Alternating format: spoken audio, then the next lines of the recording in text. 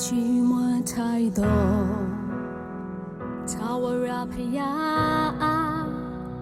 အကများလွင်လျက်စမျက်မှောက်ပြုနေမိချွေတလန်းတိုးပြီးပလင်တော်နေနီသောဝိညာဉ်စင်သွားပြီးပြောင်းဖို့ကိုယ်ွယ်မိတို့ညင်သောစကားတန်နေနှွေထွေးသောလက်သစုံကကျွန်တော်အားဆွဲကိုင်ထား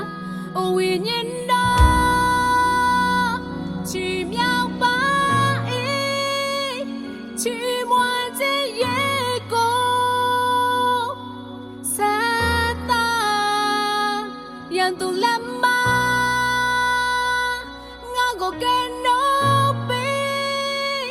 ကျေဝသောရဲ့သူပို့ဆောင်လူမြောက်စေခဲ့ပြီ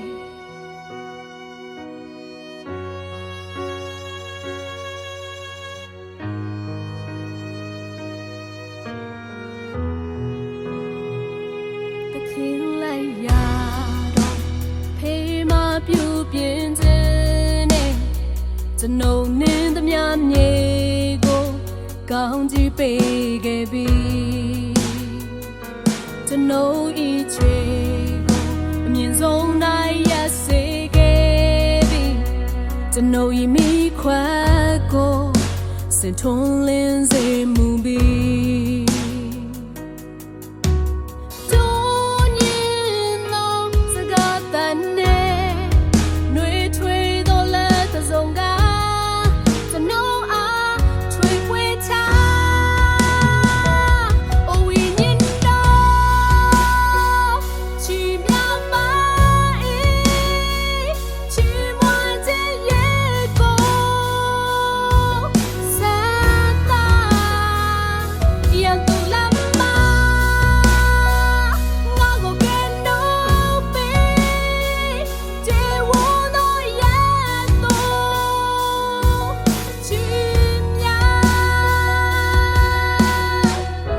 မချော်ခဲ့ဘူး